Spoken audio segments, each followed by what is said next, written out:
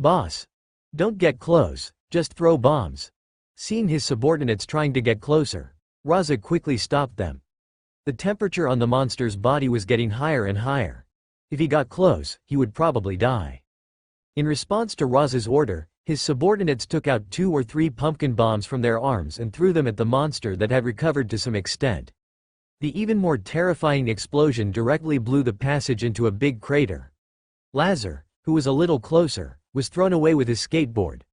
When he stabilized and looked at the bottom of the pit, he only found a pool of black scorch marks, like some kind of burned meat residue.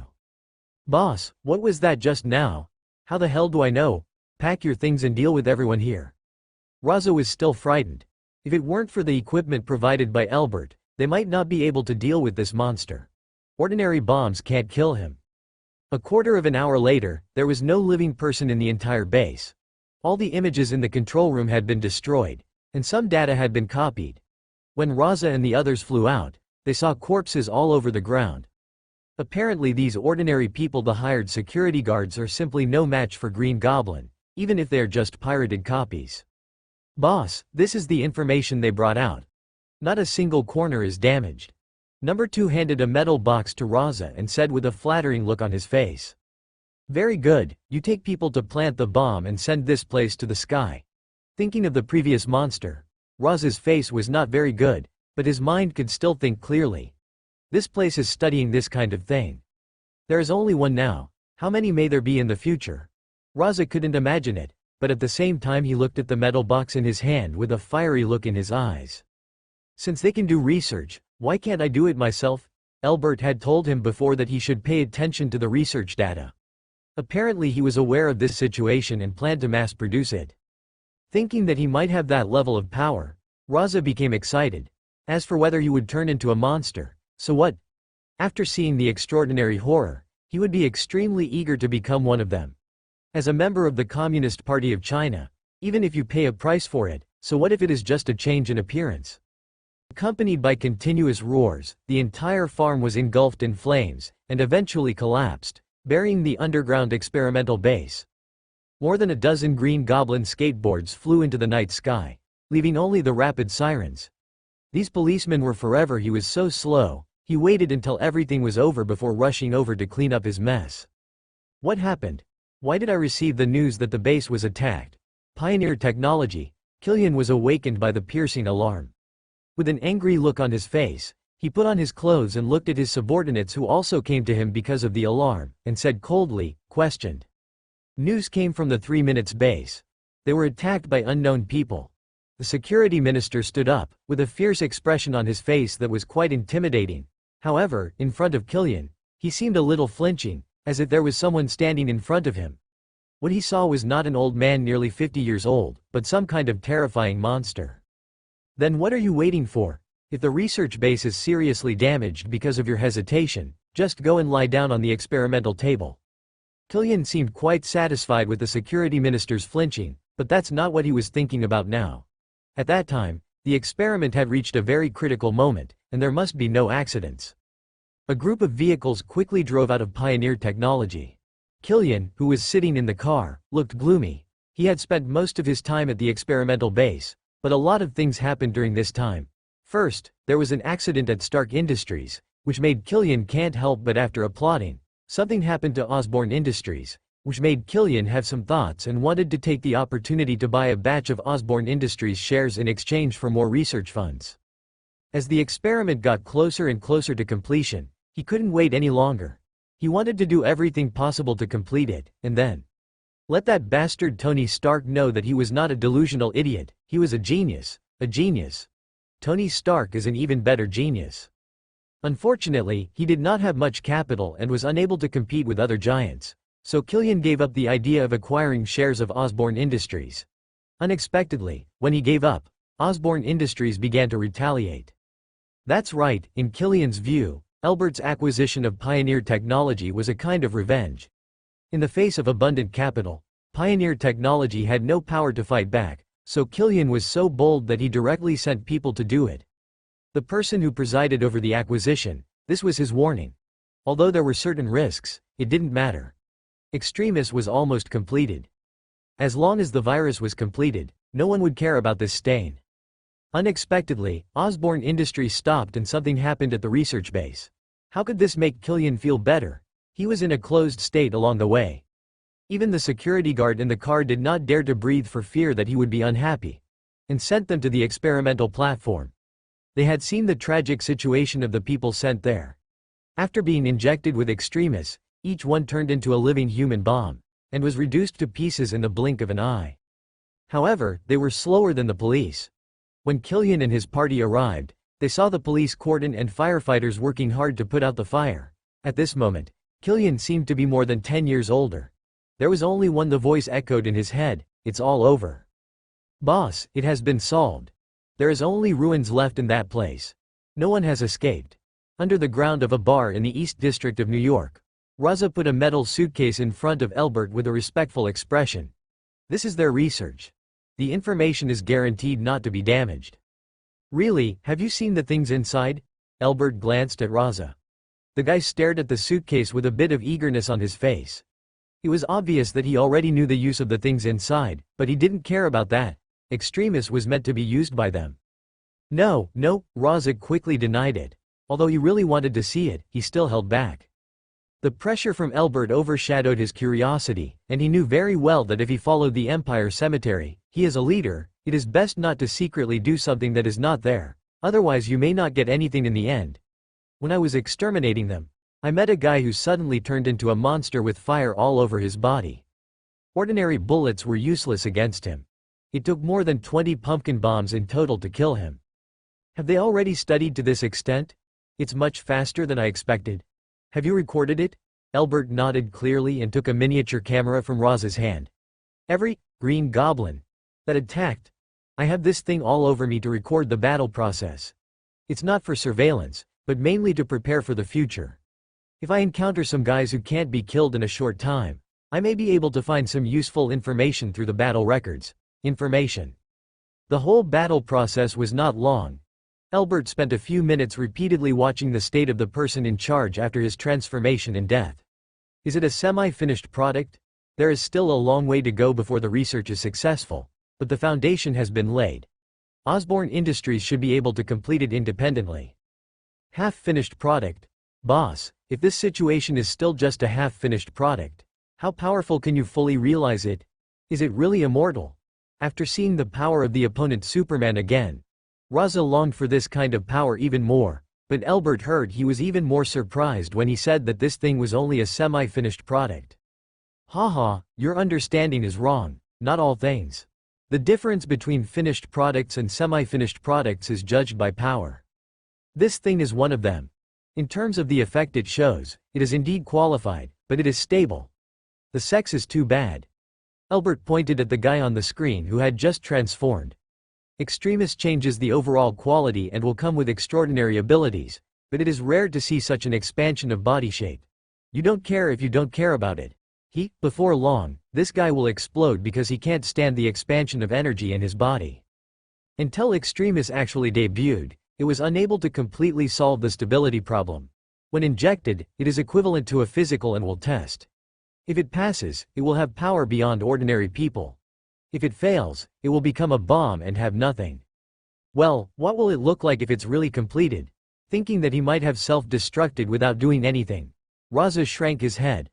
Fortunately, he didn't use any caution and took the information away.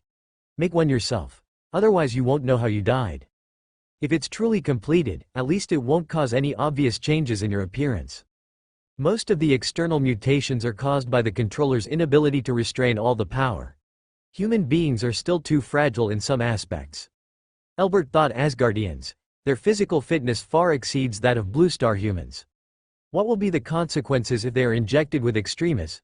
But this thought only passed by for a moment, and then he walked to the suitcase and opened it. Now let me see the specific information.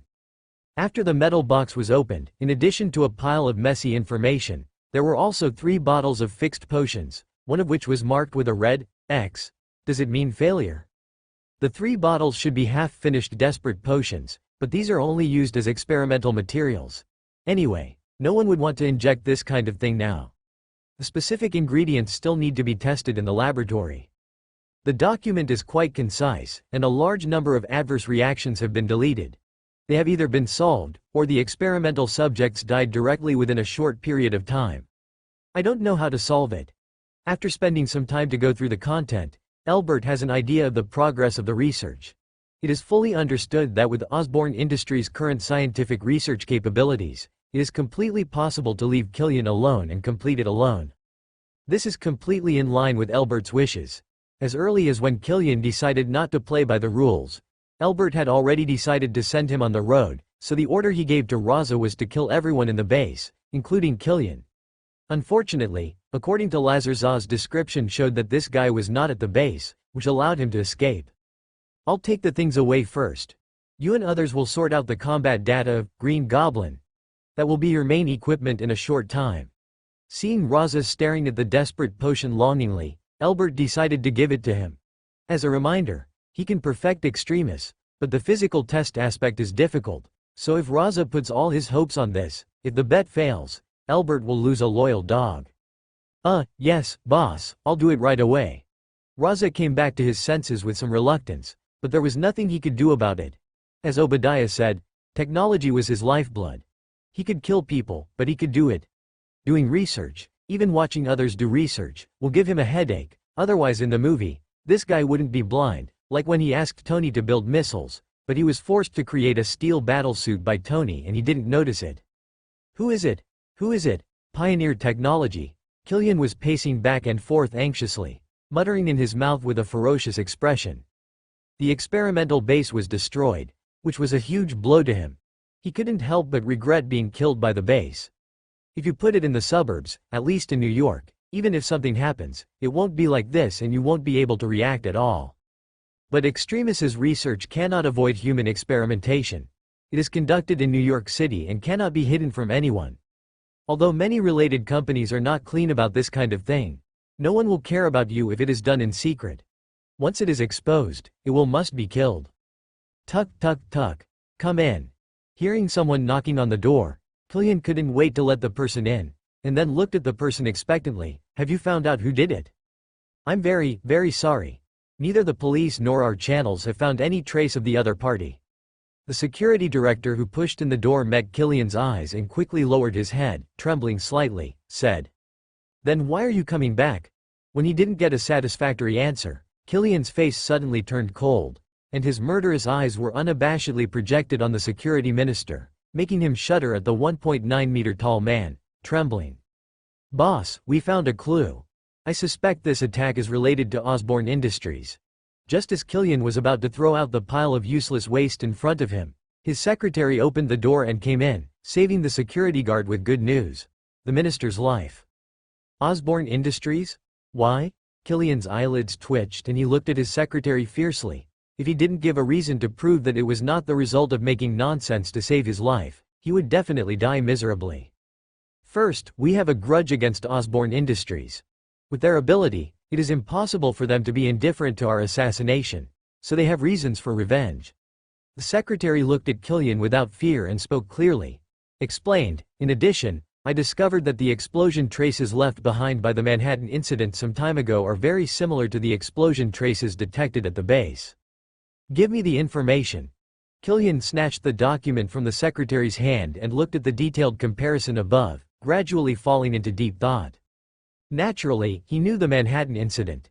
It was precisely because of this incident that all the shareholders of Osborne Industries were killed. That was why he wanted to get involved and get a huge sum of money from Osborne Industries. The behemoth carried out counter-takeovers, forcing itself to use special means. The ultimate beneficiary of the Manhattan incident is... Killian muttered like a question, and his secretary quickly answered his question: the current chairman of Osborne Industries, Elbert. Whoever benefits is the culprit. This theory may not be completely correct, but it is realistic in terms of logical reasoning. Killian doesn't know what happened, but if you work backwards, the result will be obvious. This matter can't be kept secret for long. There will always be smart people who will figure it out. Unfortunately, if you want to punish Elbert, you don't just have to think about it. They need evidence, but Killian doesn't need it. He is now like a person who is about to drown, even if it is just a stick. He will grasp at straws desperately, not to mention that this inference is reasonable. In order to retaliate against him, Elbert directly attacked the experimental base and took away the most precious research information. If he wants to save himself, he must take it all back from him. What should we do? Killian's secretary asked somewhat unconfidently. Osborne Industries is not the small players they have dealt with before, and judging from his behavior, Elbert is undoubtedly more difficult to deal with than his predecessor. The current pioneer technology has no capital to compete with it. How many desperate potions do we still have in hand? Killian also knew the difference, but he had no choice. The experiment could indeed be repeated. Although he was old, he could still withstand it again, but the problem was, he didn't money. The experimental base invested almost all the profits of pioneer technology, and now it was destroyed by Elbert. Compared with all the money, the funds for setting up a research base may not be raised even if pioneer technology is sold. Anger arose in his heart, and evil turned to fear. The driven Killian came up with a bold idea. Since pioneer technology couldn't support research, what about Osborne Industries? Don't stop doing anything, spend all your capital, and give Elbert a try. Failure will not be worse than despair. If he succeeds by chance, he will have all the perfect conditions to complete the research as he controls Osborne Industries. There are still 18 more, but the success rate is too low. If injected directly, the success rate is less than 10%. The secretary's heart skipped a beat. He knew that Killian was ready to fight, but when the situation came to a close, this was the only way. There is also a personal laboratory of mine underground in the company. Bring them all in and I will run it myself. Killian looked determined and pointed at the security director beside him, and ordered under his frightened eyes. He wanted to make a few excuses, but the mercenary behind him had knocked him down with a blow of his knife, and then more security guards were brought into the underground laboratory. 18 extremis medicines, diluted to a suitable dose, can be injected into twice as many people. However, without the large-scale equipment in the experimental base to alleviate conflicts, the chance of survival is undoubtedly lower. It has been found out. Elbert will go outside New York City today to preside over the groundbreaking ceremony of the new Osborne Industrial Research Center. Pioneer technology. The secretary reported the found information to Killian with a fanatical look. After waiting for so many days, he finally arrived opportunity. Very good, let number 1 and number 9 get ready to go. This time, we can only succeed, no failure. Killian slapped the table, and the strong force of the shock turned his entire palm red, but he didn't seem to feel anything. He was excited. Start gathering people. After 18 doses of medicine were diluted, 36 people were injected respectively. Only 9 survived, but only 5 of them were considered successful. Although the other 4 were not dead for the time being, they became inhuman and ghosts. No matter what, I'm afraid it will be extinguished like a burnt candle before long. Killian has been having a hard time these days. His hair, which was not very thick in the first place, is now bald. He almost collapsed after losing his scientific research base. If he didn't still have the last glimmer of hope, he would probably give it to himself. Inject half-finished desperate potion to seek relief. Today is the last chance. If you don't succeed, you will die. Looking at the 5 super soldiers and 4 monster-like things in front of him, Killian put all his hope on them. You should know that if you want to solve your problems and take back, researching the information is the only chance. You are not doing it for me, but for yourselves. If you don't want to die, you have to fight for me today, do you understand? Understood. The 9 people looked at Killian as if they wanted to eat him alive. They were all forced to inject the desperate potion by Killian. After seeing how their companions died tragically, and after they gained extraordinary powers, not only did he was not at all grateful to Killian, but instead filled with extreme anger. However, they cannot take action. Incomplete extremis not only has a lower success rate, but also has very strong side effects. Just like the supervisor who was killed by the bomb, maintaining a fighting form for a long time will greatly reduce their power. Lifespan, even without using the power of extremis, can only last a few months. The only answer that can solve this problem is a complete desperate potion. For this reason, even if they want to tear Killian alive, they must suppress their anger, because only he can develop a complete desperate potion. Very well, let's go. Control your power and don't die on the way, Killian said coldly. He didn't care what they thought of him, as long as he could complete the task. He just glanced at those changes. The guy who turned into a monster. His eyes became disgusted. What a waste. I brought you the power of God, but you can't even pick it up. If it wasn't for the lack of time, why would I raise you wastes? In the suburbs of New York City, a brand new high-tech park is about to rise, and in the center of the park is the high-tech laboratory planned by Elbert himself. S.H.I.E.L.D. Laboratory. As one of the top companies in America, countless celebrities came to congratulate on the groundbreaking day. After Elbert had a friendly chat with some of them who had a special status, he took Connors, who was invited by him, on the return car. "How about Dr. Connors? Do you have any ideas about my plan?"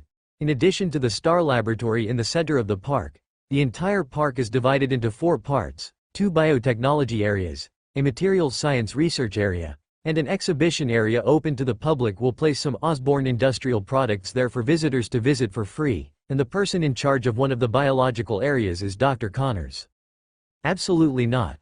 Chairman, there is no problem with your arrangement. Thank you very much for your trust in allowing me to preside over the research work in a region."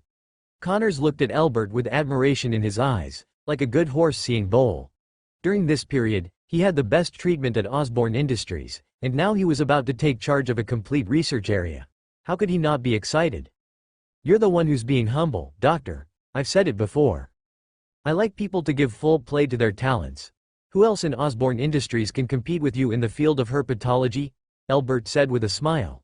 This is the effect he wants. Although Connors is the villain in the movie, his character is not as cold-blooded as Lizard, so he cannot be treated with intimidation like Raza. And inducements may not have much effect. On the contrary, this recognition is more easily gained trust. People are injured every day in this world.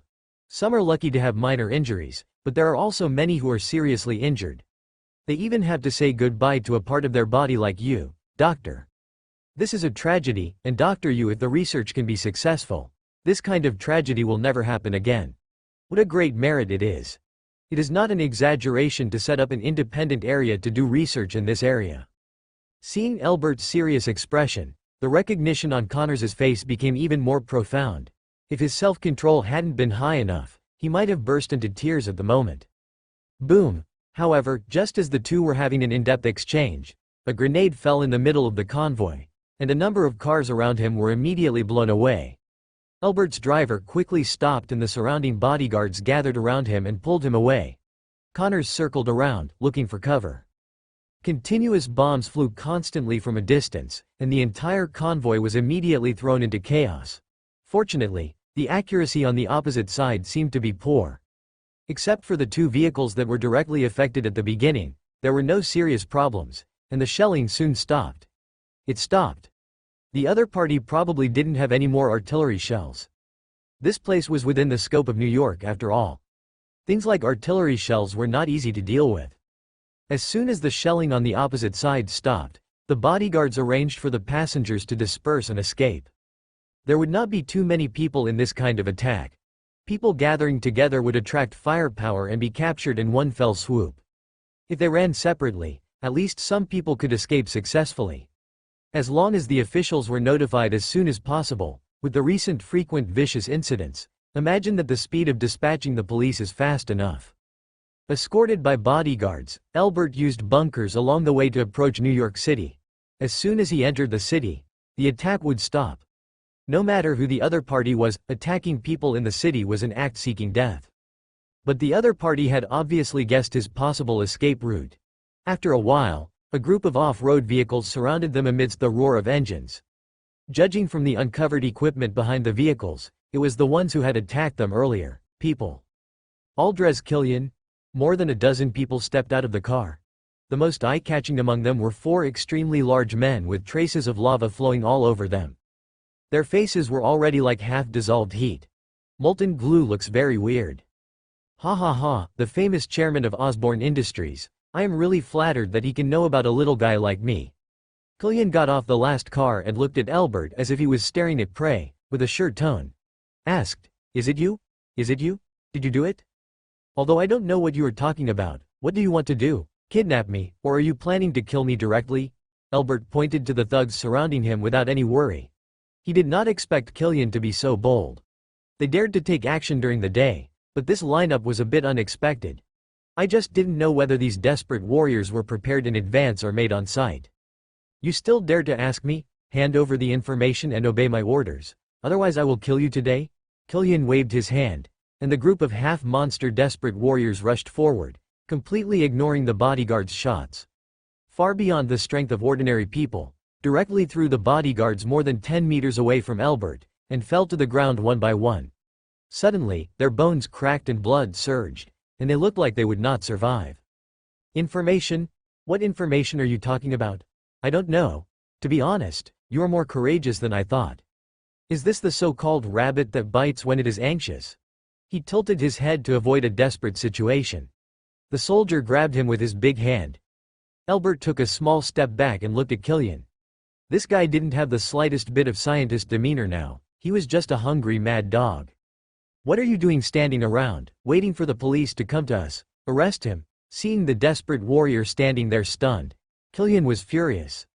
A half-finished product was a half-finished product, and he tried his best to control the energy in his body.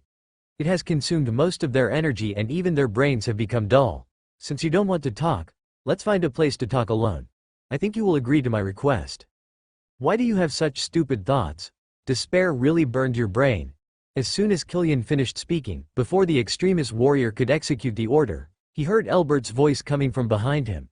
A chill rose up from his back. Killian quickly turned around and saw Elbert, who should have been surrounded, appearing behind him. What? When did you run up behind me? Then, inexplicable fear spread in Killian's heart. He glanced at Elbert and subconsciously turned to look at his previous position. This glance didn't matter. Killian, the whole person, suddenly froze. The place that was supposed to be the extremist warrior was empty at the moment. Apart from him and Elbert, there was no other living person here. Boom. Boom. The doubts in Killian's mind had not dissipated when there were explosions in the woods not far away, exactly 9 of them. Tisk, tisk, there's no mushroom cloud. You, a desperate warrior, are not powerful enough. Elbert walked into Killian with a chuckle, and pressed his hand on his shoulder. Killian suddenly collapsed on the ground, desperate, and fear had overwhelmed him. You, how did you do that? Are you a human or a ghost? Killian pointed at Elbert tremblingly. As a scientist, he does not believe in ghosts and gods, but what happened in front of him cannot be explained by common sense. He cannot understand what happened. What? Why did I lose everything in the blink of an eye? I'm definitely a human being, and you are also a scientist after all. Don't be so superstitious. Okay, don't you want to have a good talk? Then let's talk. Elbert lifted Killian up from the ground, and red lightning flashed across the ground. In the blink of an eye, the two of them traveled dozens of kilometers and arrived at a secret basement. Leave it to you. No matter what method you use, I want him to serve me in 3 days. Elbert threw the stunned Killian to Raza. His anger had completely dissipated. As long as he trains and trains, it will be a good thing. Very useful tool. Director, Elbert was attacked in the suburbs of New York City. When Maria Hill approached Nick Fury's office, the S.H.I.E.L.D. director was looking at a picture attentively. It was a square hammer, depicting something. If the various complicated patterns are examined by archaeologists, they might be able to conclude that they are relics that are thousands of years old. However, in fact, it just fell from the sky not long ago, just like a meteorite, but before that, the space agency did not find any relevant falling trajectory. It seemed to appear out of thin air. What's the result? Someone actually dared to tease him. Nick Fury took his attention away from the hammer, rubbed the corners of his eyes and asked. He was a little surprised that Elbert was attacked, but I'm afraid there will be no problem in the result. Elbert's bodyguard was seriously injured and on the verge of death. He himself was unharmed. A large number of explosion marks were found in a forest not far from the attack site. The items suspected of human remains showed that someone was destroying the corpses and destroying traces. Hill retrieved the photos left at the scene. The traces left by the explosion of extremist warriors are very obvious. If an average person dies in this environment, their limbs cannot be intact, but the extremist warriors still maintain a certain shape. Even after their death, extremists, which remains active, is still trying to repair their bodies until all energy is exhausted. This doesn't look like the body of an ordinary person. Wait, I seem to have seen this kind of death before. Looking at the body lying in a pit, Nick Fury had an idea in his mind and grasped some key points. Yes, Director. An explosion also occurred at a farm in the suburbs of New York City some time ago. We found a large experimental base under the farm, and there was a body very similar to the one found at the scene. Hill confirmed Nick Fury's idea and added the report from some time ago showed that although the corpse was more tragic, certain similarities could still be observed. There was even a corresponding test result. The same substance was present in all the corpses, but the content was slightly different. Haha, is this Elbert being retaliated against? It's really dog eat dog, Nick Fury sneered. Although there was no concrete evidence for the farm incident, S.H.I.E.L.D. already believed that it was Elbert who did it. The pumpkin bomb was still highly identifiable as the Manhattan incident. The beneficiary, regardless of whether it was Elbert's doing or not, it has already been equated with him. The property rights of the farm belong to Pioneer Technology, a company Nick Fury has never paid attention to, but the results of the investigation made him equally disgusted. This is a company that openly uses the guise of scientific and technological research, but secretly carries out unknown activities. Human experiments. There are countless homeless people who died under the farm. It's strange that Nick Fury has a good mood towards them. Although he has a dark face and a cold heart, he doesn't treat such guys too much. It's a pity that it wasn't dog-eating dog, but a group of self-righteous jackals attacked the napping Tyrannosaurus Rex.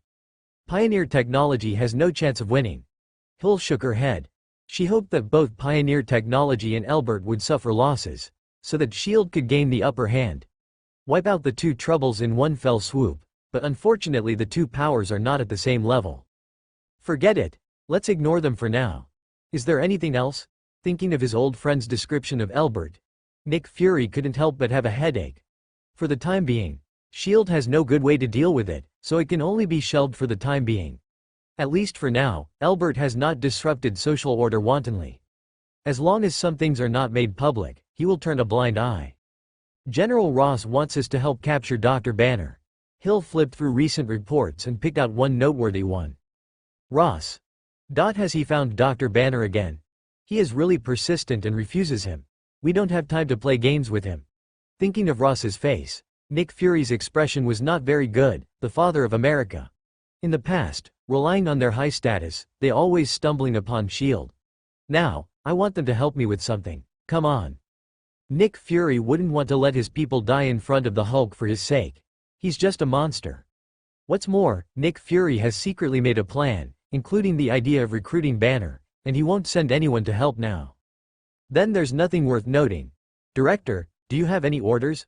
Hill was non-committal. Although Ross had a big name, S.H.I.E.L.D. was not under his jurisdiction, so Ross could make trouble and really stand out. Given the situation, Ross is not qualified to interfere with S.H.I.E.L.D. Call Phil Coulson, I have something for him to do. Nick Fury's eyes fell back to the previous picture. He knocked on the table and replied, this is a danger, but it is also an opportunity. Nick Fury, there is a faint feeling that something is really changing in this world. They need allies, and the entire Blue Star needs allies. Watching Hill walk out of the office, Nick Fury pulled out a list: the elegant Bruce Banner, Rage's Hulk, the bohemian Tony Stark, the Iron Man in a steel battlesuit, and, in the ice of the figure, Steve Rogers. The first experiment is ready and can start at any time. In the independent laboratory of Osborne Industries, Elbert listened to the reports of his researchers through the strengthening glass. After several days of sorting, the formula for the desperate potion has been listed. Elbert plans to see the actual effect first. The target is definitely not humans. It would be stupid to directly conduct human experiments even though he knows that the medicine is not perfect. Let's get started. Pay attention to monitoring the physical condition of the experimental subjects. After checking and confirming that there were no problems, Elbert gave the order to inject the medicine.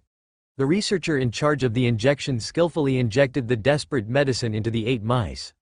They hurriedly left the strengthening glass isolated experimental platform.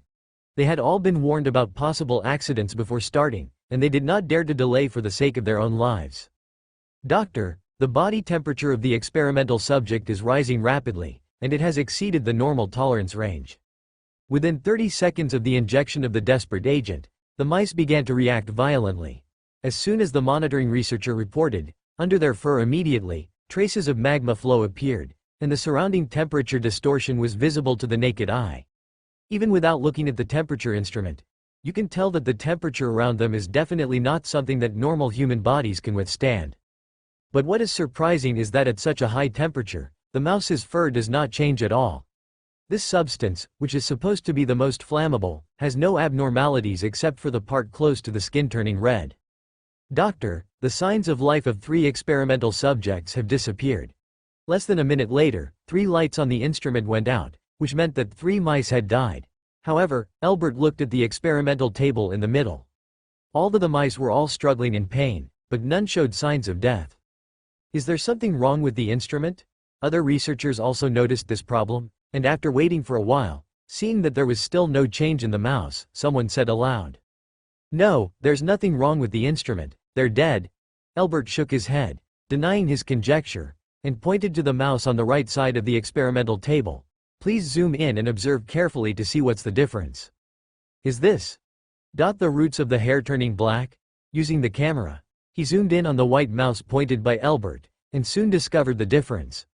The hair roots of the white mouse that still showed signs of life were red, while the white mouse that showed signs of death was. The roots of the hair have turned black, just like a tree. It seems there are still branches and leaves, but the roots are rotten. That's right, keep observing, the real reaction hasn't started yet.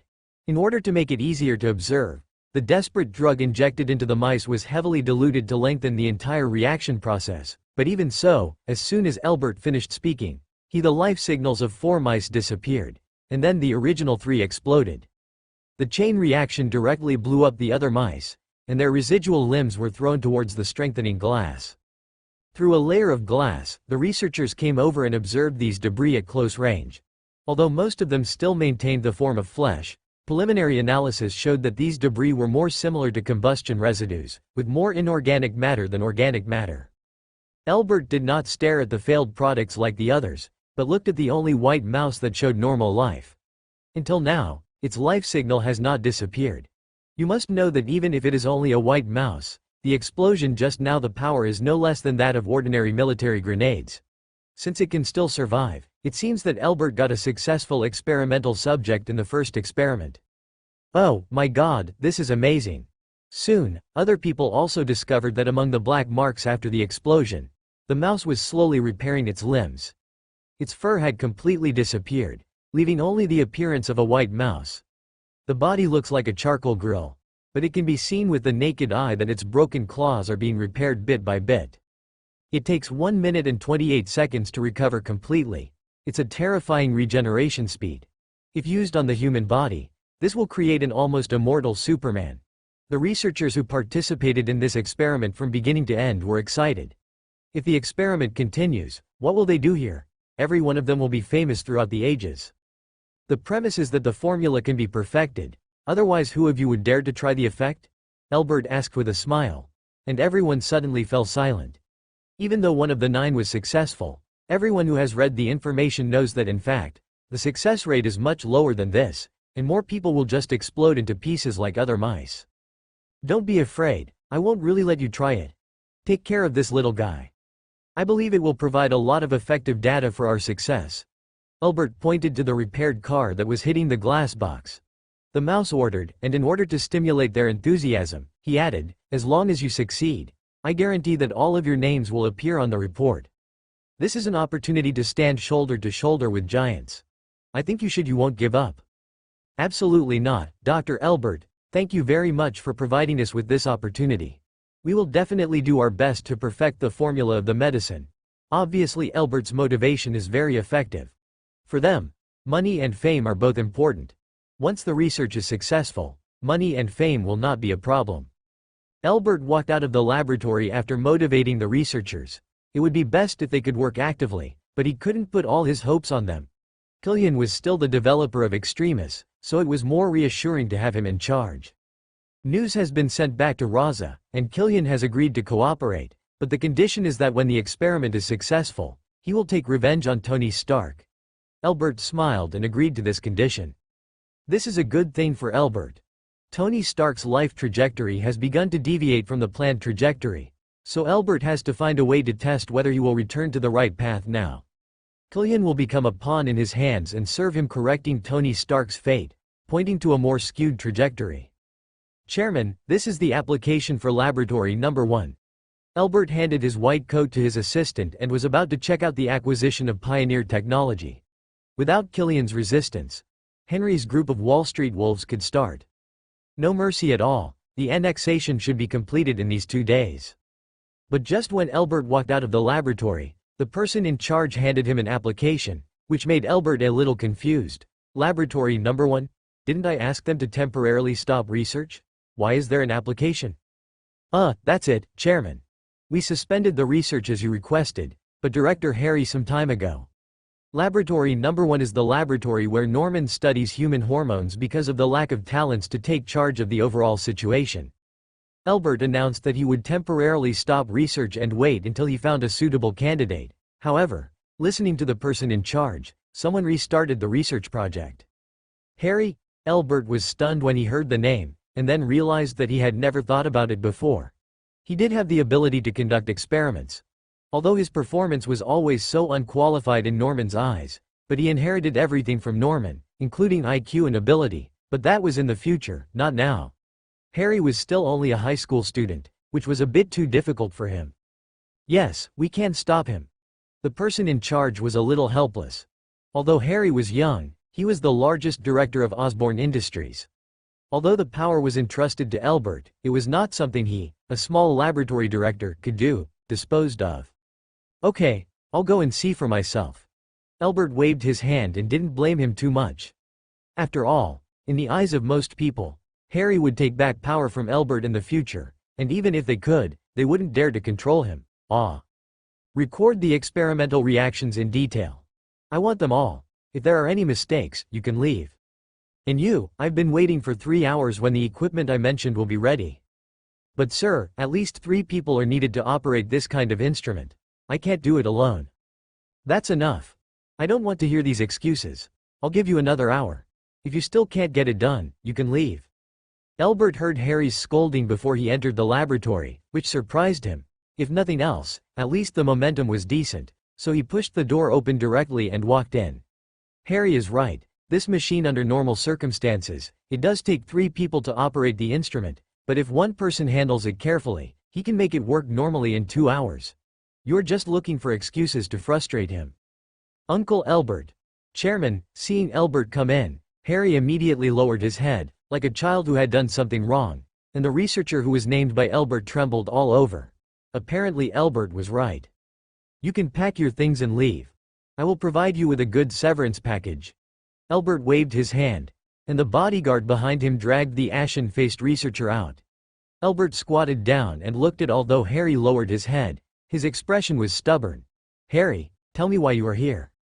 Uncle Elbert, Harry looked into Elbert's eyes, and his timidity quickly turned into determination. I want to inherit my father's last wish, and I want to fulfill his dream. Please, Uncle Elbert, can you let me? Do you want to continue research here? Are you sure you want to take over your father's research? You should know that this is not a game between children. It is beyond the scope of your ability. Elbert touched Harry's head and said in a gentle tone, and he promised Mans has done it. One night, the genetic disease in Harry's body has disappeared. He will grow up healthily, marry and have children until he grows old. However, Harry's obsession is so strong. Yes, I'm sure Uncle Elbert, I have taught myself everything I need to know. Although I still don't understand some, please believe me, I will learn them all soon. It is not difficult for me. Feeling that there was no stern rejection in Elbert's words, Harry said quickly. His words surprised Elbert. If he wanted to take over Norman's experiment, Harry needed to learn too many things, but now Harry told him that he had learned it. Okay, I can give you a chance, 2 months, 2 months. I don't need you to complete the follow-up experiments. As long as you can prove that you can really support this laboratory, I will give you the best support. Elbert didn't know what gave Harry the motivation to learn those boring theories and complicated operations, but he felt that he needed to respect his labor, so he was willing to provide an opportunity. If Harry really does it, then he has relatively solved a big problem. If he fails, Harry can give up, and by then the research on extremis will be almost done, and Killian can free up time to deal with the human body's strengthening hormones. Research. Extremis or body strengthening hormone, which one is more valuable? In the long run, extremis is naturally better. No matter the lower limit or upper limit, it is not comparable to human strengthening hormone. But when it comes to stability, the former is incomparable. Even Killian cannot guarantee that everyone can adapt to extremis, so the study of human strength hormones still has its significance. Elbert even has an idea. Since the process of accepting extremis is a test of the human body system, then will there be any different effects if I take human strength hormone first and then use extremis? This idea is worth a try, so even if Elbert obtained the formula of extremis, he did not give up Norman's research directly. Moreover, the captain of the United States was about to wake up, and his blood was a living specimen of the super soldier serum. If he could get some, his blood sample should be beneficial to the overall experiment. After solving Harry's problem, Elbert returned to his office. It must be said that Caroline was indeed a very good secretary. With her hard work, Elbert had a lot more free time, so he turned on the TV, poured a cup of coffee and savored it. He had no interest in TV programs before, but after being in this world for so long, Elbert has developed the habit of watching the news from time to time. Although many people ridicule America's reporters for their top-notch running speed, he has to admit that these guys are really good at running. Ability, you never know where they might dig up some information. Perhaps to many people, these messages are just boring things, but Elbert can see more things from them, such as the previous incident of Tony Stark being attacked. He only needs to know a prelude to understand what will happen next. Down what might happen. As always, his habits did not let him down. Soon he got 2 pieces of news. A monster was fighting the army. A strange hammer fell from the sky. Hulk and Thor, the 2 ultimate heroes of the Avengers Alliance, combat strength. The Hulk poses no threat to me, but Thor is debatable. The Hulk, which has pure physical output, puts no pressure on Elbert at all. It is impossible for it to even hit Elbert, but Thor is a little different. Although there is still a huge gap between his performance in the movie and Thor's name, he is at least a serious figure who exists in the history of human mythology, a prince of a powerful alien civilization, and at least he must be given a certain amount of respect. The Hulk is uncontrollable, and Thor will be in trouble no matter what he does. Who gives him a good father? It is estimated that every move he makes on Blue Star is in the eyes of Odin, and he is already on the Ancient One's blacklist. Elbert really didn't want to tease this old and immortal god king anymore. But when it comes to Thor, Elbert forgot one thing.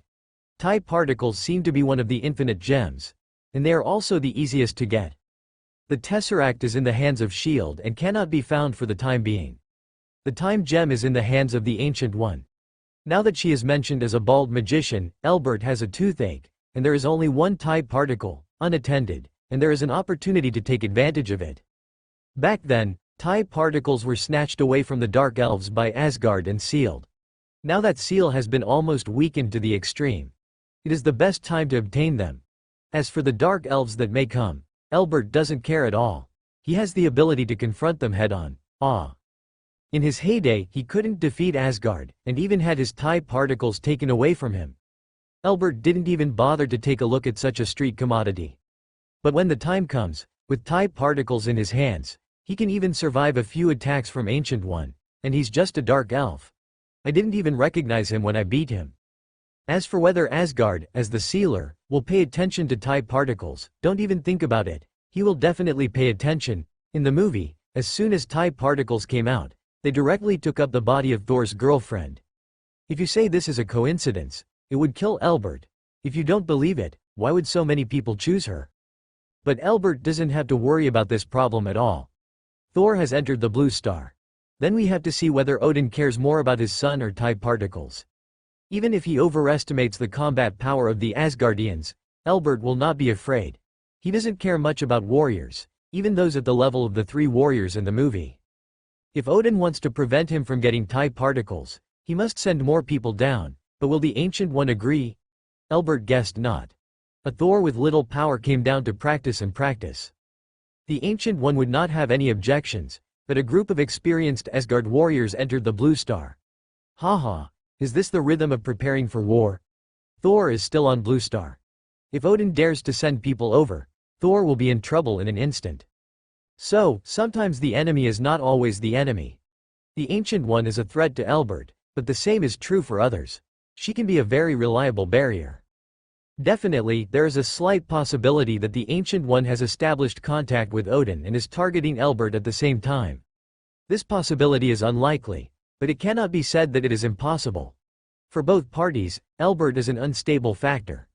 If he moves with type particles, Odin will definitely have the idea of taking action. As long as the Ancient One closes his eyes for a moment, this idea will turn into a fact. Elbert thought a lot, but still decided to look for TIE particles, not only because it was important to his future plans, but also because his desire to die was burning. If passion is at a low ebb for a long time, it will always cool down, and if he can really challenge two powerful beings at once, Elbert will become famous. This is also part of his plan. Change and shock also applied to the growth rule of the Speed Force. On the east coast of America, Elbert faced the salty sea breeze and jumped off the cliff. The Speed Force roared in his body. Before he fell into the sea, his speed had surpassed the fastest fighter jet of the times, even if the rocket escaped. The propulsion speed of Blue Star's gravity cannot be compared with him. In this case, there is no difference between the sea and the plane in his eyes. In just the blink of an eye, the entire coastline is thrown far away from his back. A speedster is the happiest when he is running. Elbert had to admit that this feeling of leaving everything behind was great. For a moment, he even wanted to keep running like this so that he would not use anything. He paid attention to it, but the real feeling disappeared quickly. In just a moment, he had crossed the Atlantic Ocean and landed on the coast of the English Empire. If the memory is correct, TIE particles should be in an abandoned factory in London. It will definitely be abandoned in the future. The current situation is not clear yet, but if you have the general direction, it will be no problem. Anyway, you can visit the whole of London, and it won't take Elbert long. Is it here? The Speed Force can't wait. Standing in front of a sparsely populated factory, Elbert stretched out his arm and saw that the Speed Force wrapped around his body was working hard to extend in one direction, where it desired to be. The things, TIE particles, home of the reality gem. Although it was not completely abandoned, there were not many people coming to the entire factory. A few security guards were dozing off at their posts out of boredom. Elbert passed them and followed the guidance of the Speed Force to a building that had not yet been built. In Elbert's when he got closer, the Speed Force suddenly beat wildly on the surface of his skin like a wild horse. Well, it seems right, but how do I get in? Although the location is here, the TIE particles are sealed in another space. The seal has not broken as it did later, allowing the energy of the TIE particles to leak out. Elbert, even with special equipment, I'm afraid there's no way to find the door. He stood under the building and thought about it, and decided to follow the guidance of the Speed Force. Since it was so urgent, he must be able to find the entrance. Elbert walked towards the deepest part of the corridor. As he passed a corridor, the light in front of him suddenly dimmed. It seemed like the moment he stepped in, day turned into night. Elbert's heart moved, and he continued to move forward without changing his face. He soon reached the end of the corridor. This was a room that had been abandoned for a long time. His keen sense of touch made him feel something different. The whole room was densely covered with an invisible field, like a magnetic field, but brighter. The next moment, the Speed Force burst out from Elbert's body.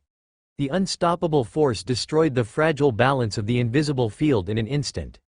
A door appeared in front of Elbert before he could react. A strong suction force pulled him over. Elbert raised his eyebrows and subconsciously wanted to get out of the suction range. However, what surprised him was that even if he was moving, his body still entered the door in the next second. What happened?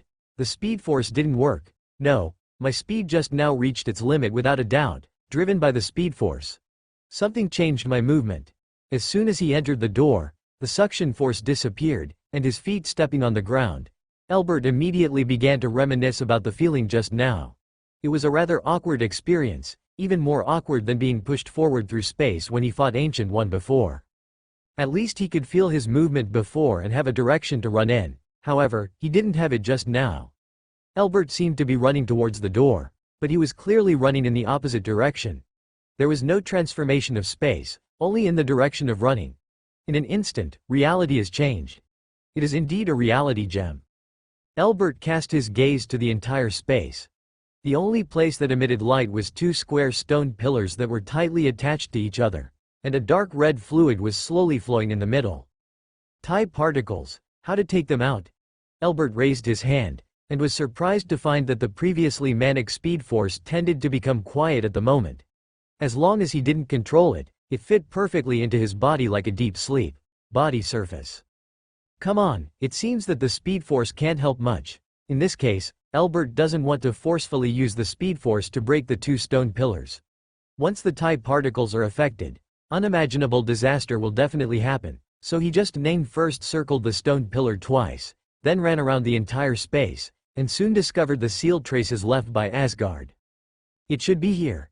He lifted the ground with his feet, and a mysterious circular pattern was imprinted on the ground. This is the trace left by Bifrost's transmission, and it is also the node of the entire space. Elbert only needs to deflect its energy flow. You can move the stone pillar suppressing the TIE particles a little and take it out. As the speed force flowed into the patterns on the ground under Elbert's control, an indescribable sense of distortion began to spread throughout the space, just like using a tool to violently pick the door lock. With a crisp breaking sound, the two pieces there were cracks all over the stone pillars. In front of Elbert's eyes, they fell softly to the ground like melted ice cream, and the TIE particles were free. It seems to have a certain consciousness. Looking at the TIE particles swimming around him, Elbert didn't know why, but he felt a hint of vague emotion from it, but because it was too weak, Elbert couldn't quite make sure this is not your own illusion. Could infinite gems be conscious? It's possible. At least Soul Gem retains a certain degree of consciousness, but Soul Gem's ability originally had interoperability with this aspect, so its birth of consciousness cannot be juxtaposed with the birth of consciousness of other gems. These are two different concepts. In addition, infinite gems also has the possibility of giving birth to consciousness. That is, the seventh infinite gems, the conscious existence of the goddess of revenge from which infinite gems originated, the golden rough stone known as the Stone of Self. When the infinite gems come into contact, they will reintegrate into the nemesis, but if the Self Stone is destroyed, the other 6 infinite gems may become conscious for a short period of time, or even appear in physical form. However, this situation also has a premise, that is, there is a main consciousness. After it is split and resides on other gems, consciousness will be born. Elbert is not sure whether there is a Self Stone in this world. It is the same as the 600th world in the Marvel Universe. I like to play with parallel worlds. What is available in one world may not be available in another world. Moreover, even if the TIE particles caused by this have consciousness, then the other gems should also be conscious, so this possibility can basically be ruled out. Elbert, who was a little confused, stretched out his hand, trying to restrain TIE particles through the speed force. However, what surprised him was that the moment he stretched out his hand, before he could use the speed force, TIE particles took the initiative to overtake him. The arms wrapped around him, and they were like countless little red snakes. After a brief trial, they quickly penetrated under Elbert's skin. The intense pain made Elbert's expression look quite ugly, but he did not use the speed force to resist or remove the TIE particles, because when it entered his body for the first time, Elbert clearly felt what it conveyed. The kindness and gratitude he felt before were correct. TIE particles do give birth to a small amount of consciousness, but generally no one can detect it. Even if they integrate TIE particles like the Dark Elves, they may not be able to perceive it. Only speedsters like Elbert, who have raised their perception to the extreme, can. From that fleeting message, I felt a vague emotion. With Elbert's active acceptance, the pain of forced expansion began to disappear, like a clear spring flowing through the dry earth. Elbert's whole body became extremely refreshing. When he opened his eyes again and looked at the world, he felt a trace of reality. I can't tell what is different from before, but I just feel that this world is more real. This feeling is very good. It was like a person with more than 1,000 degrees of myopia put on glasses, and the whole world looked much clearer. Elbert stretched out his hand, and the red speed force and red and black TIE particles appeared. Melted together in balance, just like water conducts electricity, the outsider, the speed force, successfully penetrated deeper into this world with the help of the reality power of TIE particles. Now, you have become a kid. Looking at the TIE particles that were very active in his palm, Elbert said with joy. It felt uncomfortable to fight alone, but now he finally has a companion. However, TIE particles didn't seem to understand his words. It just extended a tentacle and gently touched Elbert's palm, just like a pet licking its owner's palm. A feeling of closeness was conveyed to the bottom of Elbert's heart. Seeing this, Elbert just smiled, then closed his eyes and carefully felt the changes brought about by TIE particles. Soon under his guidance, a layer of blood-red armor that looked like crystal began to spread on his body. The moment it was about to close on Elbert's chest, the speed force suddenly jumped, leaving a trace of lightning right in front. Well, the flexibility is perfect, the defense is perfect, and the integration with the Speed Force is perfect. This trip is really the right one.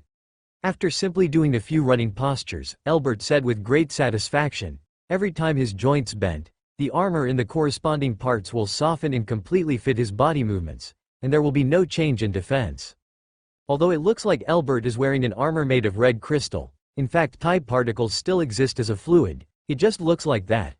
However, if the enemy thinks that the appearance is false, then type particles should teach him. What does it mean to be real? As the most powerful infinite gems in theory, type particles have the ability to interfere with reality and change established rules. In other words, any harm to Elbert will be distorted by reality. Even if it does not disappear completely, it will be extremely a big weakening. This is the strongest shield for Elbert. Coupled with the strongest speed force with unlimited destructive power, Elbert feels that he is invincible at this moment. If he faces the Ancient One again, he will not mind fighting the Ancient One. One comes to a life and death fight.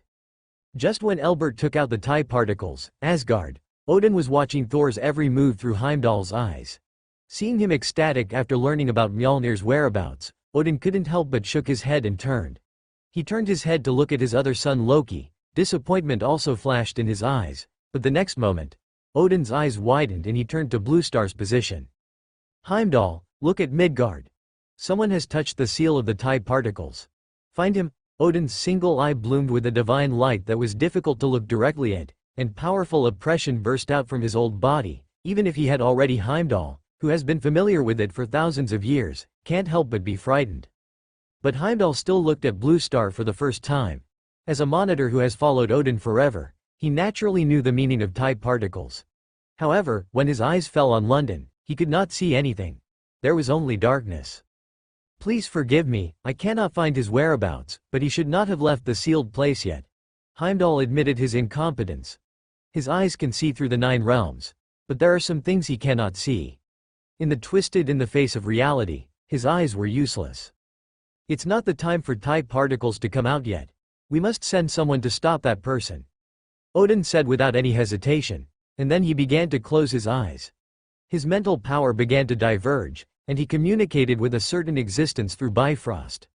While communicating, about a few minutes later, Odin opened his eyes and said, "Open Bifrost and ask Tyr to lead people to reseal the type particles." After receiving the order, Heimdall did not show any hesitation. He turned the heavy sword in his hand, and a colorful light connected a palace in Asgard and London in Bluestar. Soon a tall and strong man wearing silver chain armor appeared outside the factory. The dozing security guard looked at Tyr's divine soldiers descending from the sky with horrified expressions. However, Tyr was in no mood to greet them. He smashed the door to pieces with a sword and swaggered towards the subspace where type particles were sealed.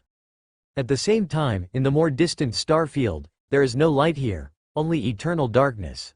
A huge black ship slowly emerges. It floats quietly in the endless starry sky of death, and the control inside it on the platform. Lights lit up one after another, and some kind of fluctuation from the distant void triggered its restart mechanism, allowing the black giant ship to get the signal and begin to revive. Click! There was a soft sound, and as the sleeping cabin in the main control room of the giant ship opened, a man with a face as pale as dead man suddenly opened his eyes. After a brief period of confusion, his consciousness gradually returned, allowing him to slowly sit up from the sleeping cabin. He stared at the light spots that lit up on the virtual screen above. He knew that world, Midgard in the center of the 9 transitions, where they were defeated, where Asgard defeated them and took away the type particles, forcing them to abandon their people, fled to this distant star field alone, enduring the shame of failure. Type particles have reappeared. My people, wake up. The glory of darkness is about to return. As his words fell, all the dark elves who survived the bloody and cruel war began to wake up. This country that once dominated the universe, the dark forces opened their eyes again. It's a pity that they are no longer the powerful civilization they once were. The warships that once covered the sky and the sun are the only flagship left. They don't need anyone else to do anything. They will fend for themselves before long. After a short recovery, the remaining dark elves gathered on the bridge, their eyes focused on the leader Malekith, who was the only act of their civilization. Malekith looked at the dark starry sky outside the bridge, the endless ambition in his eyes rising again. The scars of his previous failure were still aching, but this could not make him give up revenge. Now that type particles have reappeared in the world, they have hope. It's time to take back what belongs to them and let those Asgardians truly see what eternal darkness is. But before that, I need strong enough warriors. Looking at the tribesmen standing on both sides, Malekith shook his head gently. Although they were all experienced in many battles, they were far from what he wanted. With such a big gap, even the most powerful Agrim and his deputy are still not enough to meet his requirements. Malekith opened the resource warehouse and looked at the almost empty scene inside, which made his head dizzy. Although these years of sleeping have reduced their energy consumption to a minimum, the accumulated consumption over thousands of years is by no means a small amount. The resources that were taken away from the battlefield in a hurry have long been consumed. In the end, Malekith took out a black spar from the warehouse. It was the product of type particles peeling off. It was once used by the dark elves to mass-produce powerful warriors. However, now, there is only one left. That is to say, among them, only the last powerful warrior will be born. Malekith looked at his second-in-command, and Agrim understood. He was already ready to sacrifice. If Malekith hadn't stopped him, he would have died on the battlefield with his compatriots, so he turned around decisively. Face Malekith. I am willing to sacrifice myself, just like our people, to give everything for you. Peefed. The sharp blade passed through the armor. Malekith stabbed through Agrim's body without any hesitation. He pressed his forehead against Agrim's and whispered, "You will become the darkness and maintain this darkness. One form until it consumes your life." Afterwards, Malekith sent the crystal into Agrim's body through the wound, waiting for the integration of the two. He would soon get an excellent warrior, but this was not enough. Back then, the dark elf there was more than one, but he had no choice. Before that, our enemies will no longer be your opponents. Agrim endured the severe pain. Whether it was the wound or the integration with the cursed stone, it was an extremely painful thing, but he did not hesitantly. He said to Malekith firmly, "I will destroy their defenses and help you rebuild a new universe." When Elbert walked out of the room, the first thing he saw was a strong man dressed in a style that was very different from modern society. He was looking at him with a long sword in his eyes. There was an arrogance that despised everything in his eyes, and there was also a blazing fire that would not be extinguished. War. Human, hand over the type particles, or I will personally execute your death. Tyr immediately locked onto Elbert, and there was no other life around him. This was his goal. Haha, then you can come and try. Elbert could tell the identity of the strong man from the way he looked like Thor. It seemed that the worst happened. The Ancient One did not stop Odin from sending people to intercept him. But it didn't matter, as long as Odin didn't come down in person, he didn't care who was in front of him and what kind of myths were being circulated. Without too much nonsense, the god of war in Norse mythology showed his words. Force can always solve the problem, at least originally. Since Elbert is unwilling to hand over type particles, then kill him first and put him to death. The same goes for bringing the body back to Asgard. Tyr's speed and strength are worthy of his name as god of war, at least enough to crush Thor at this stage. As he jumped up, the entire ground instantly collapsed, and the long sword slashed in mid-air split the air. Opened, a sharp edge that was hard to look at swept down. It's too slow. If these are what you rely on, Odin can collect the corpses for you. However, Elbert remained motionless and mocked Tyr's speed mercilessly, before the god of war could make a complete angry expression. Before, the entire time and space seemed to freeze at this moment, and the speed force was activated. Elbert's body slightly bent, and he suddenly jumped up from the ground like a spring. He faced Tyr's slashing blade and punched him in the abdomen. The next moment, time returned to normal, and Tyr's whole body felt as if he had been hit by a rocket, dragging the sonic boom and flying backwards. When fighting the Ancient One, Elbert was suppressed the whole time, so it was impossible to see how powerful he was, but facing Tyr, he fully demonstrated how powerful a punch can be at supersonic speeds, the level of horror. You're not dead yet. Should I say that your life is really tough? With immunity from the speed force, the force of the shock had no effect on Elbert. He picked up Tyr's sword from the ground and came to Tyr. In front of you. He stepped on his chest and pushed down the god of war who was still trying to get up. Now, do you have any last words? I underestimated you, but you shouldn't underestimate any god of Asgard. Let me sleep in the eternal ice. Tyr's eyes widened and he almost roared as he finished speaking, blood spurting from his mouth. He came out, But his arrogance did not subside because of the injury, but instead became more arrogant. However, the next moment, looking at the square box with a faint blue light in Elbert's hand, Tyr's voice seemed to be strangled, with a look of disbelief on his face. Casket of Ancient Winters, a frost artifact from Niflheim, is a good idea, but it's a pity that you are a fool with a brain full of muscles to execute it. Dark red fluid surged in Elbert's hand, and the Casket of Ancient Winters swallowed it, and the sarcastic look on his face became even worse. Tyr had no chance to open it in front of him, then goodbye. May your soul castle accept your soul. Elbert raised the sword and stabbed Tyr's heart without any hesitation. When the sword blade pierced the chain mail, the first drop of blood flowed out from under Tyr's skin. A strange feeling invaded Elbert's body. It even aroused a wave of Ty particles under his skin, and then it was like a video played in reverse. Everything returned to the original point, until Elbert walked out of the room again. Tyr didn't panic at all when he saw this, and immediately started groping on his body, but soon his expression turned ugly, and everything came back, except Casket of Ancient Winters. Ancient One. Elbert ignored Tyr and looked into the air. Although he couldn't see anything there, he knew that the Ancient One was there. Elbert. With a sigh, the Ancient One walked out of the portal. He became stronger again. The Ancient One even regretted it. Maybe he shouldn't have let Elbert go. I never thought you would allow this barbarian to operate on the Blue Star. You Asgardian is not worthy of your name. Elbert squinted his eyes and was wary of the Ancient One. At the same time, Ty particles and the speed force were flowing crazily in his body. If the Ancient One appeared okay, what about Odin? Tyr is the messenger of God King Odin. He is not here for war. The Ancient One shook her head. Seeing Elbert's vigilant posture, she felt quite helpless. She originally didn't want to take action, but Tyr's defeat was too fast. She could let Tyr enter Blue Star, but she couldn't just watch him die here. But I think he just wants to start a war. You don't know the power of Casket of Ancient Winters. It is a weapon of war, not born to deal with a certain person. Listening to Elbert's words, the Ancient One's face did not look good. Odin did not mention Casket of Ancient Winters when he communicated with him before, which made her feel that she had been deceived, but that was not the point. No matter what price Odin would pay for this, it would be something later. Now the problem is holding Elbert steady. Isn't the information equal? Haha. It seems that I still have an advantage. From the Ancient One's words, Elbert knew a lot of things. At least she and Odin were not really wearing the same pair of pants, otherwise Odin would not have kept it secret. Tyr brought the Casket of Ancient Winters.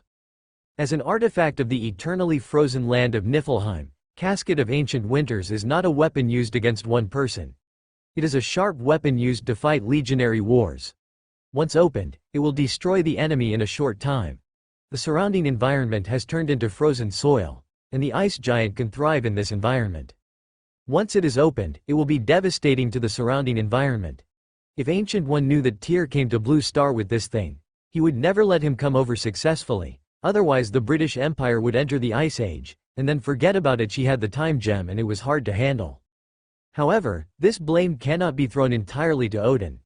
I believe that if the Ancient One could explain in detail how terrifying Elbert's speed is, Odin would only send Tyr down to die if he was mentally ill.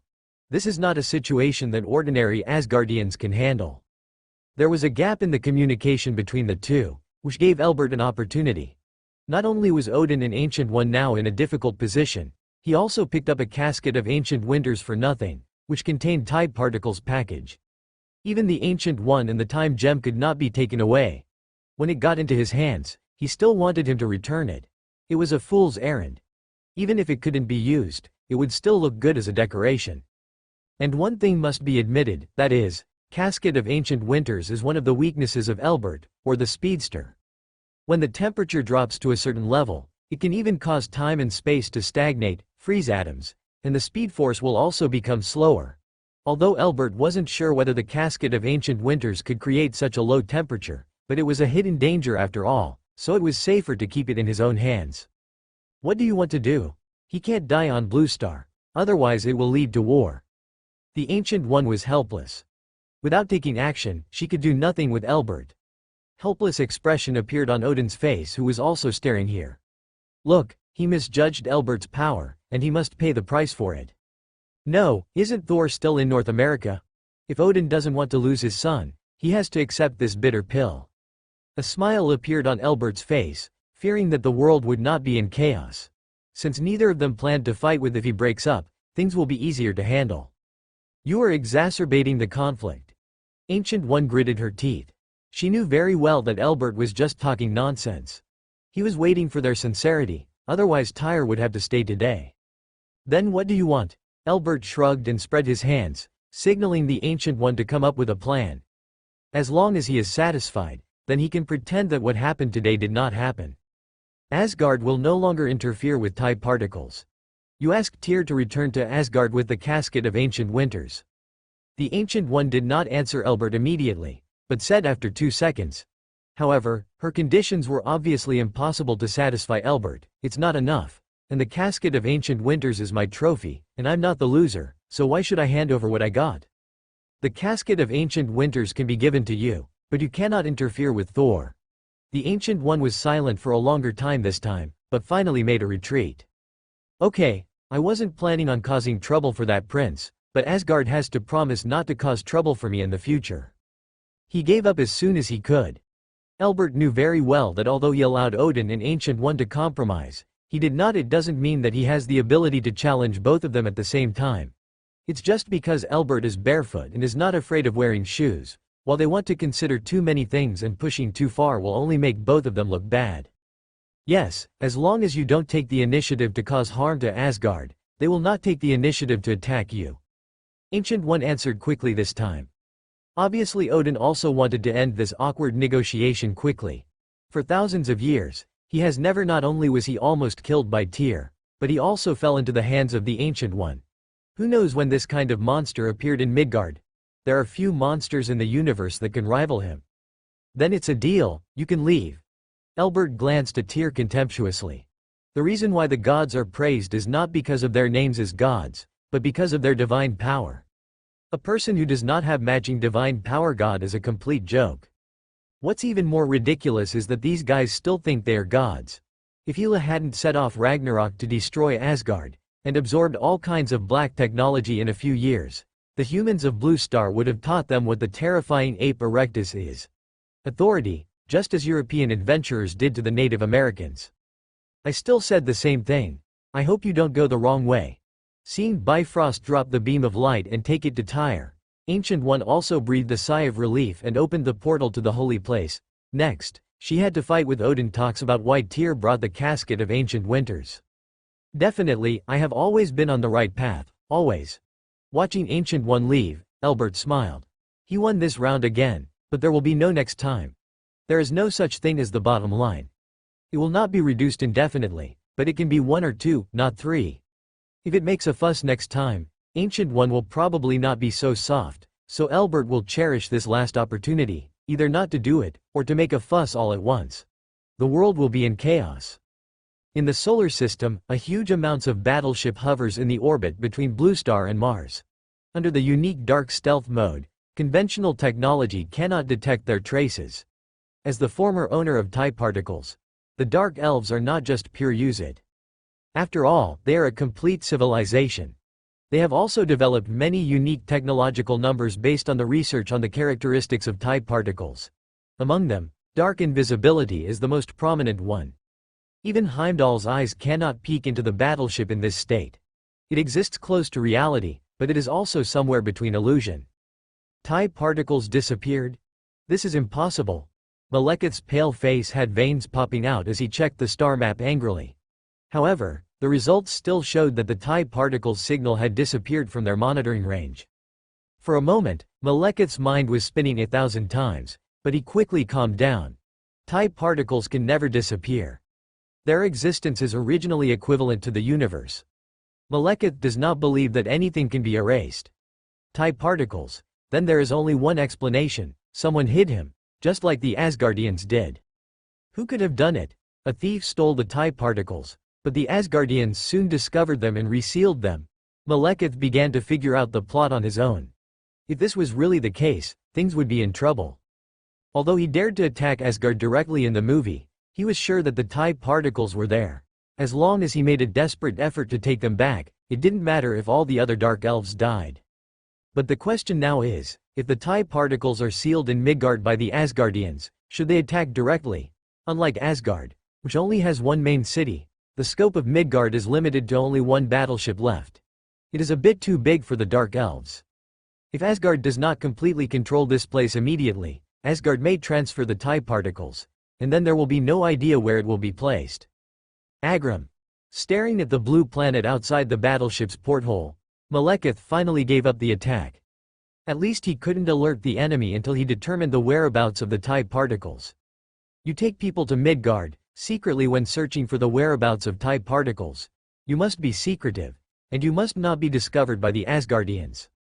Yes. Agram knelt down on one knee, his loyalty driving him to complete every order of Malekith. No matter what his order was, whether it was fighting or hiding, he did not need to ask why or why. You know why, you just have to execute it. In an instant, several small sickle-shaped black warships flew out from the huge amounts of cross-shaped flagship, and landed quietly on the outskirts of London without anyone noticing. This was the place where the TIE particles signal last appeared. When Malekith and others appeared in the solar system, Elbert had already returned to Osborne Industries, and he was quite busy. The construction of the Star Laboratory began to proceed steadily, and after Killian gave up, Extremis it was also quickly approaching completion, but on Harry's side, the progress of research on human strength hormones made Elbert quite suspicious. Maybe Harry really inherited Norman's legacy, or maybe something else was influencing him. Harry managed to solve several problems that had been bothering him for a long time despite his obvious lack of professional knowledge. However, after watching the experimental records, Elbert was sure that these were all coincidences.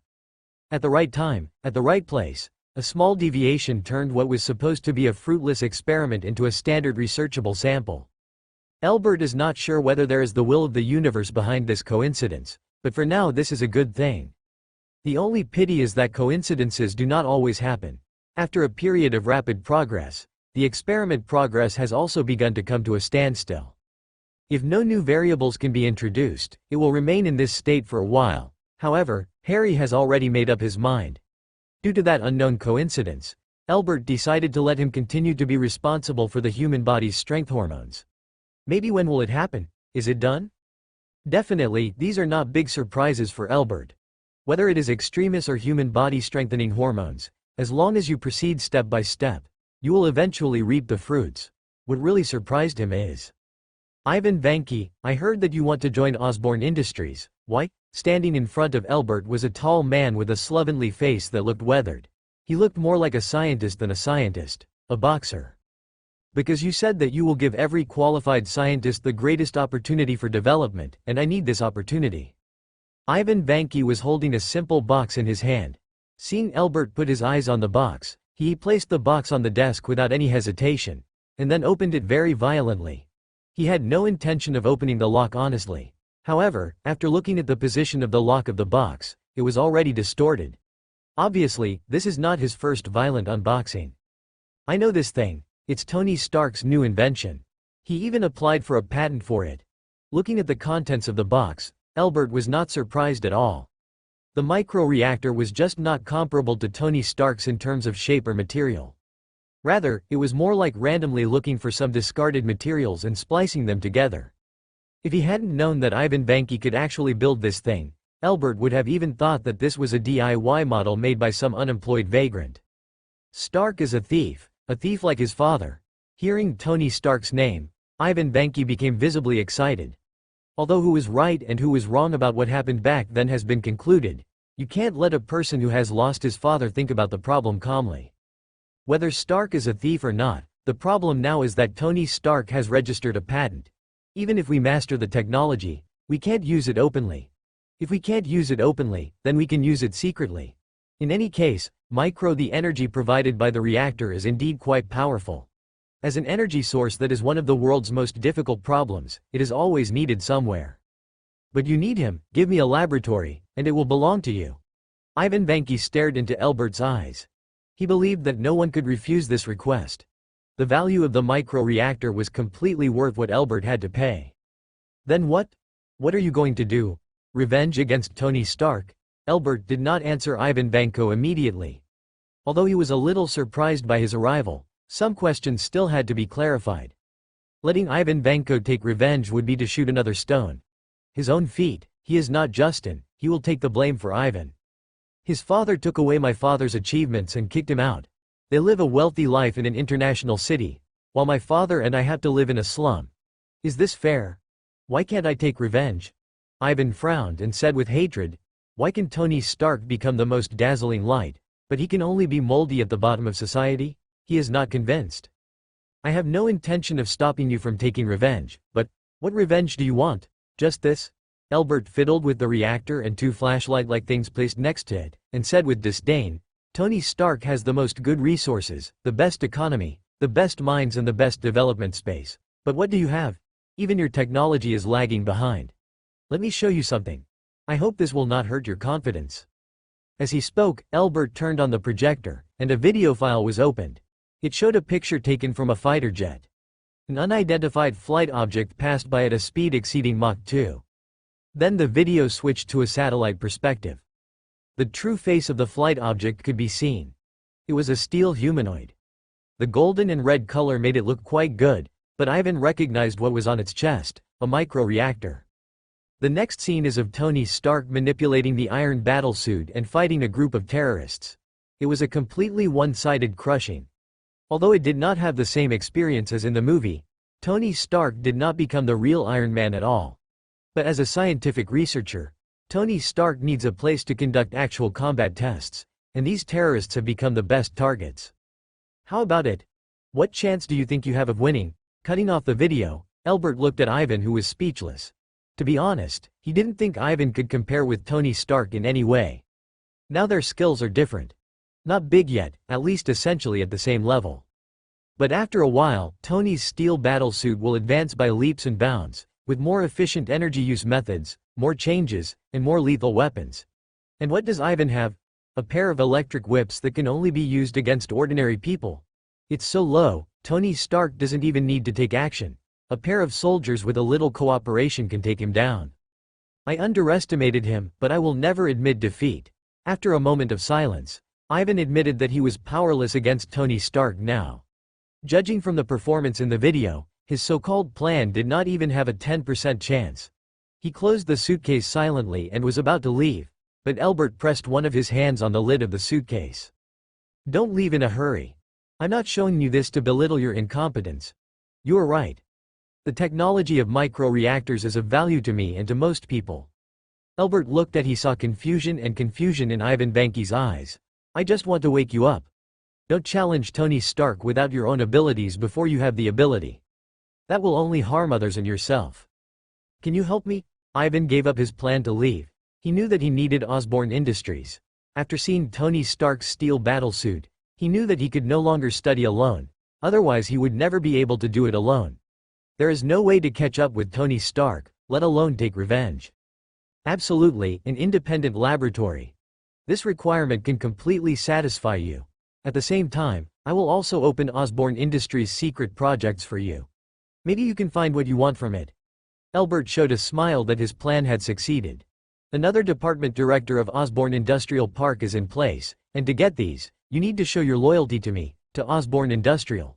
So, what's your answer? I accept it all. Ivan Vanky gritted his teeth and replied extremely firmly, I don't care what you want from me. I only have one request, defeat Tony Stark.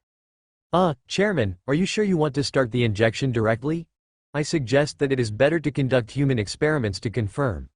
Osborne Industrial Laboratory. Killian was persuading with a cold sweat on his face. Anyone was surrounded by 7 or 8 people wearing Green Goblin suits. The big black man, looking at him so fiercely, would not feel relieved. If there was even the slightest problem with the experiment, Killian felt that he would not be able to see the sun tomorrow. No need. Didn't the report you submitted already indicate that the development of the desperate drug has been completed? Do you have no confidence, or are you just trying to fool me? Elbert personally held a special syringe and tilted his head to look at Killian. And Raza, who was lying on the bed, stared at Killian, as if he would jump up and blow his head off if he said no. Definitely, the desperate potion has been successfully developed, and I will never dare to perfunctory you on this issue. But you should also know that the experiments will always be somewhat different from the actual situation. What I mean is that through human experiments, as much as possible to improve the success rate every time. It will be safer. Killian's face became even more troubled.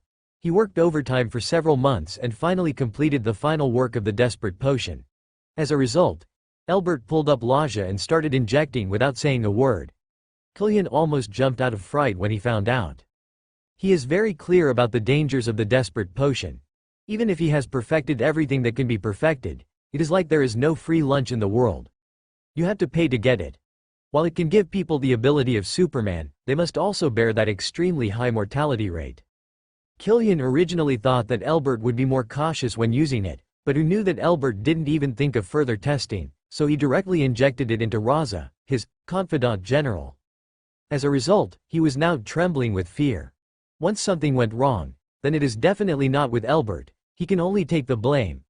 Looking at the Green Goblin standing next to him, and the Russian tycoon Ivan Vanko, who also seemed to be untouchable, Killian could only try his best to persuade Elbert to slow down.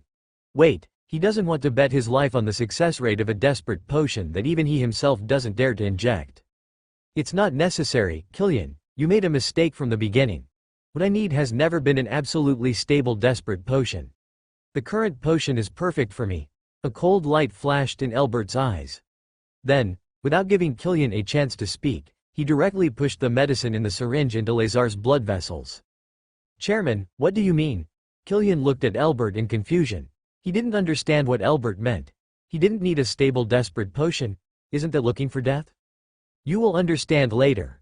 Elbert did not directly answer Killian's words, but looked at Lazar, who was enduring extremis on the experimental table, causing pain as if he had been reborn.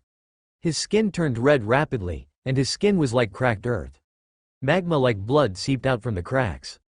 It's over. Killian's face was ashen. This was the most direct manifestation of the injection failure. According to previous experience, Raza would completely turn into a pool of lava in just half a minute, and his life might also end here. Don't be so hasty to judge. Do you think I will bet on an illusory probability? Seeing Killian's expression as bitter as a melon, Elbert just smiled. He would not bet on the success rate of the desperate potion. The reason why he started the injection so unprepared was naturally because he was absolutely sure. Although Raza could not be said to be his true subordinate, at least he was loyal enough and did everything well. It cannot be said that let him die like this inexplicably. As the words fell, Elbert's right fingertips pressed on Raza's heart, and dark red fluid flowed from his hand into Raza's body like a small snake. This substance that Killian had never seen before was flowing into Raza's body. In his surprise, Lazar's body system was re-established, the cracked skin began to return to its original state, and the pain seemed to begin to subside. This is. Killian's surprise grew again, and not only him, Ivan Vanki and others were also staring at the dark red fluid extending from Elbert's arm. No matter how you looked at Lazar's condition just now, they were all doomed, but it was something like this that pulled him back from hell. It seems to be successful. Stand up and give it a try. Taking back the TIE particles, Elbert was very satisfied with it. It is indeed a reality gem. Its function is far more than what is shown in the movie. Just like its name, it can turn nothing into something. Practicality is its foundation. In theory, it can turn all the user's ideas into reality. Forcibly turning the failure of the desperate potion into a success is just a small application. I feel great now, as if I have unlimited energy, strength and... Raza stood up from the experimental table, made fists with both hands and waved them in the air, then turned to face a piece of unmanned strengthening glass. With his palms it was directly attached to it, and a blazing light suddenly appeared on the contact surface. In just the blink of an eye, the strong high temperature melted the strengthening glass, which could withstand high explosive grenades, into a transparent palm print. Not bad. Then who's next? After a short test, except for the fact that there was no significant increase in speed, Raza's other aspects have been greatly improved, so when Elbert proposed the next one, Yi couldn't wait. Fanbanki pushed aside Killian, who was still in admiration, and lay down on the experimental table decisively. In Tony Stark's villa, Potts helped Tony sort out the clothes and wine bottles thrown on the ground with a look of disgust on his face. I remember I came to help you sort it out the day before yesterday. What's going on with you? I don't care about the company's affairs. Every day. Just drink, you've never done this before. Hiccup. What's wrong with this? I think it's pretty good. He burped, and Tony took another sip from the bottle without caring. He watched Potts helping him pack his things. His cloudy eyes filled with laughter. There was a flash of pain, but there were some words he didn't want to say now. It would only cause pain to both of them, so Tony could only pretend to be relaxed and asked, "What's the matter? I've entrusted the company's affairs to you. Have you dealt with it? I'm retired." "Someone has been designated to see you and said that he has some issues that he wants to talk to you about." Putting the things on the floor back to where they should be, Potts took out a letter from the bag he brought and handed it to Tony. "Didn't I say that no one was there?" Tony took the envelope and opened it with a rather unhappy expression. Looking at the big logo on the letter paper, Tony knew who sent it. "Oh, Osborne Industries, I remember them. The new material invented by their new chairman is very useful, but why is he looking for me?" After scanning the contents of the letter at a glance, Tony threw it aside casually. It was just some useless words and didn't mention anything serious. So he looked at Potts. If it was just this letter, there was no way that Potts would come here. Elbert, the chairman of Osborne Industries, is also our shareholder, holding 3.8% of the shares. "I think you need to meet him," Potts said with some helplessness. Although it is not as good as Stark Industries, Elbert has equity, plus originally capital, is enough to influence many things. Tony could care less about this, but Potts couldn't. She couldn't fall out with a shareholder when she just took over the company, so she could only go to Tony. "Okay, I'll make time."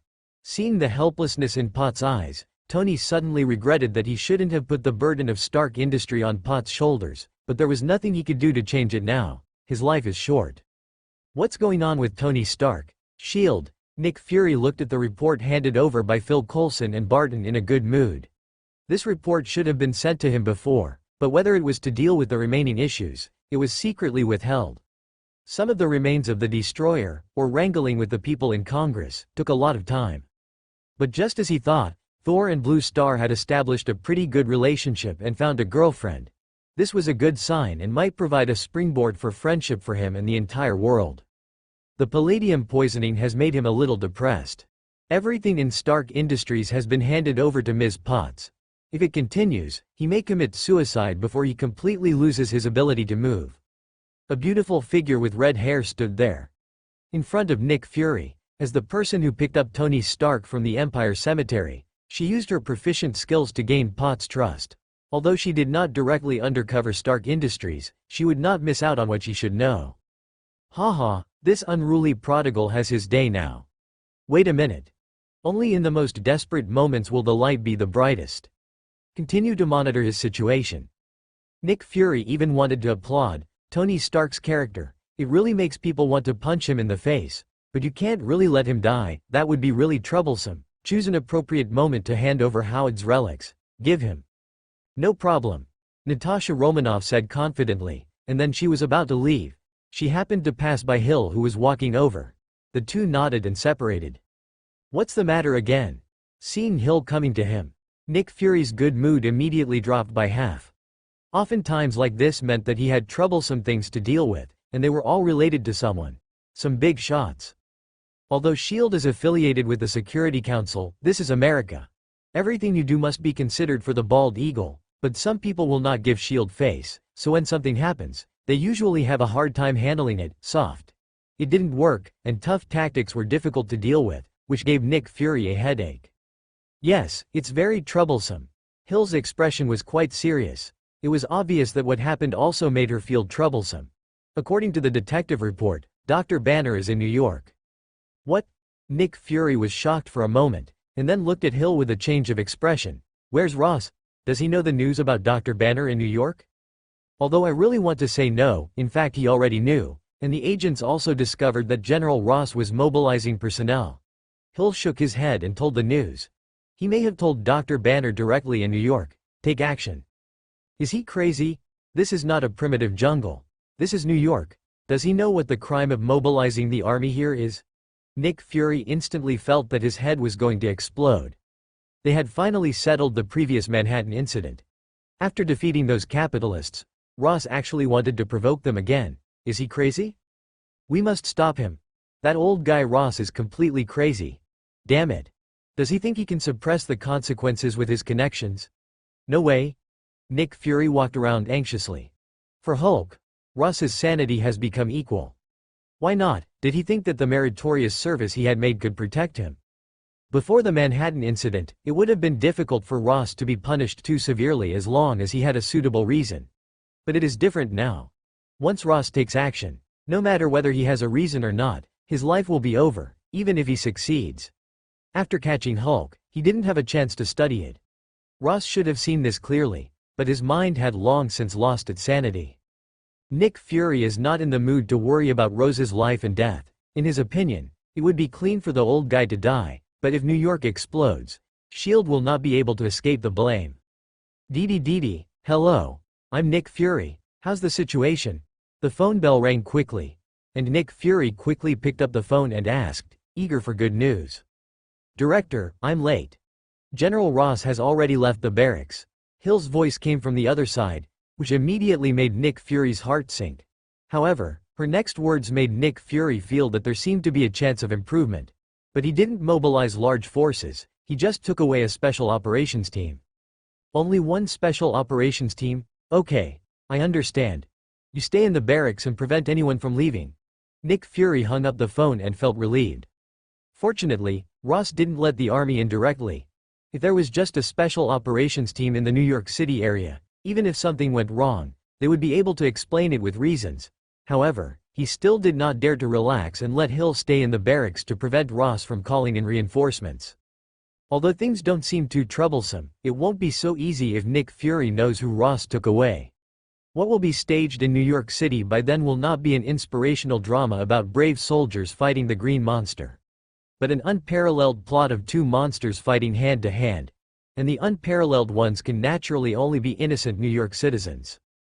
In a rather elegant-looking cafe in New York City, Elbert was quietly drinking coffee and reading a Bible. He was waiting for someone. In fact, he didn't want to meet Tony Stark. After all, it didn't mean much to him. It didn't make any sense. Tony Stark would have been cured whether he had done something or not.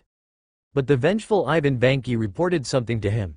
In addition to him, there were some other forces staring at Stark Industry. One of them was obviously interested in protecting.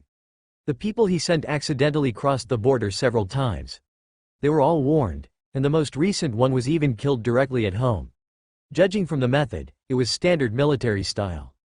This incident gave Elbert some thoughts. If S.H.I.E.L.D was protecting Tony Stark, it would definitely not let go of this opportunity to gain favor. This is what they did in the movie. They took out Howard's relics at critical moments and let Tony Stark was successfully cured. Although Tony Stark has been tough talking since then, his attitude towards S.H.I.E.L.D is obviously different from that towards other government departments. But what if Tony Stark was cured before S.H.I.E.L.D took out Howard's relic? I believe that with Tony Stark's character, he will never have a good impression of S.H.I.E.L.D, which clearly has a way to save him, but is stuck, and he might even secretly take revenge. Since Tony Stark's illness is destined to be cured, so why not let Elbert come? Not only can the relationship between the two be provoked, but also make a fortune from Tony Stark, why not? I heard you want to see me? Just when Elbert finished his second cup of coffee, Tony Stark appeared in quite messy clothes, yawning continuously, and the strong smell of alcohol spewed out from his mouth, making most people unwilling to stand in front of him. Your condition is worse than I imagined. You're just like a hungover homeless man. Elbert didn't like this bad experience, so he said unceremoniously, found a trash can and dumped the current Tony Stark throws it over, and there will be absolutely no disharmony. Haha, at least the homeless man doesn't have to think about how to live tomorrow, but as a genius, I think about too many things. Relaxing like this occasionally is good for physical and mental health. He casually pulled out a chair and sat down. Tony seemed like as if he couldn't see the dire situation he was in now. He ordered another strong drink. I think if you continue like this, you may end up in a wine barrel before the disease takes your life. Watching Tony drink the strong drink in one gulp as if nothing happened, Elbert was a little speechless, but he understood it. The more you know, the deeper your final despair becomes. As a genius, Tony Stark will not give up until the last step. However, he has searched for all possible solutions, and they all show that there is no way to cure himself. This kind of despair is the most terrifying for an ordinary person when encountering the same situation. Although they will despair, they know that there are many things in this world that they do not understand, and they will always have a vague hope. But for Tony Stark, there is not even this illusory hope. He knows everything and all possible plans are under his control. This kind of despair, knowing that all roads in front of him are dead ends, is enough to defeat Tony Stark. Spirit. Disease? There is no disease in this world that can get close to me. Do you know that my medical team has as many as a company? Although they are annoying sometimes, they can indeed ensure my health. Tony bowed his head and drank. Then he quickly returned to normal, but doubts arose in his heart. Why did Elbert mention this? Did he know his condition? Come on, Tony, since I mentioned this, it proves that I know your situation very clearly. There is no need to beat around the bush. Our time is precious. Elbert smiled at Tony Stark's denial. No one wants to let a stranger know that their health is failing. This is based on the most basic sense of self-protection, not to mention that there is a Stark industry behind it. If Tony's physical condition spreads, something big will happen to Stark Industries. You're right, our time is precious, so if you make fun of such boring things next time, don't invite me again. Tony put the wine glass on the table, looking angry. Expression stood up, and after using his actions to show his dissatisfaction with Elbert's offense, he was ready to leave. Palladium poisoning. Elbert only said 3 words and saw Tony Stark's footsteps pause, but he still did not stop. Instead, he quickened his pace and left the cafe. Elbert didn't mind this and watched him. Leave and continue. I have a way to keep you alive, if you are willing to pay the price. Seeing Tony Stark leaving without looking back, Elbert just continued to smile, and then prepared to return to Osborne Industries. What should be said has been said. As for whether Tony will take the bait, it depends on how strong his desire for survival is. As Nick Fury said, in the face of greatest despair, hope shines brightest. Bang! However, just as Elbert walked out of the cafe, a car was thrown to the side of the road by huge amounts of force. An unusually burly monster, more than 3 meters tall by visual inspection, with barbs on his back, was stepping on walking rampantly on the street. Abomination. It seems that our General Ross has lost his temper. Elbert took back his steps. It would be a pity not to watch such a big show up close. Regardless of the panic-looking bodyguards who blocked him, Elbert did what he had done before. He poured himself another cup of coffee and stared leisurely at the screaming and fleeing crowd outside. Don't move, otherwise I will shoot. This is the main road in Manhattan, and the police force is still very sufficient. Several police officers arrived at the scene quickly and placed the police car across the road. But in the face of such a monster, they could not unable to avoid feeling fear. He tremblingly took out the gun in his hand. Bang! However, this kind of warning was meaningless to the already crazed Abomination. In the face of his power, a few police cars were directly thrown away. The police who were lucky enough to escape were in a panic, regardless of whether they had aimed at the target or not, and pulled the trigger crazily. The metal bullet hit the Abomination's body, unable to even pierce his skin, but the fly-like bite made the abhorrence feel tired, so the next second, he picked up a car in front of him and started to attack it casually. He was photographed by the nearest police officer. Get out of the way, you ants, I have no interest in fighting you weaklings. Hulk, get out of here. The vehicles collided with each other until they were completely shape-shifted. A little friction spark ignited the fuel tank. In the blink of an eye, a strong explosion directly overturned the policeman hiding aside. Amidst the blazing flames, the hateful and ferocious body stepped out. The explosion had a little impact on his skin, but it undoubtedly made him look more ferocious. General, what should we do? In midair, an armed helicopter was hovering. Looking at the demon-like Abomination below, the pilot swallowed his saliva and asked General Ross nervously. Launch missiles and kill him.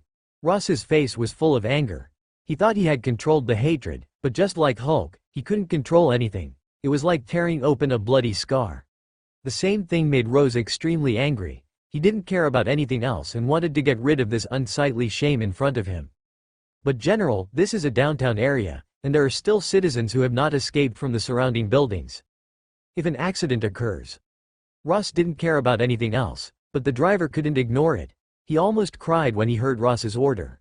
Once a missile is launched here, his life will be completely over. Shut up. I said kill him and beat him to a pulp. However, Ross couldn't listen to the driver's words at all. Instead, he became even angrier because of his retort, and his veins popped out. With his forehead on the armrest, Ross growled at the driver. Seeing this, the pilot knew that he could not change Ross's decision, so he could only accept his fate and press the launch button. Suddenly, the missile on the armed helicopter dragged a long tail flame and went straight from the rear to the abomination that was showing off its power on the street. However, just when the missile was about to hit, Abomination suddenly turned around, and a big hand accurately caught the missile that was attacking him. A mocking expression appeared on his face, and then the missile exploded, and the fire engulfed Abomination. Before the fire went out, Abomination jumped out on his own initiative. The power of the explosion tore his skin apart, but it had no effect. The strong recovery power allowed this small injury to be quickly recovered. Abomination revealed a helicopter at the distance. With a ferocious smile, he twisted off the street lamp next to him, held it in his hand and threw it like a javelin. At this moment, a figure fell from a tall building. When he got up again, he had turned into a green giant. He jumped up and grabbed the street lamp thrown by Abomination. Hulk entered.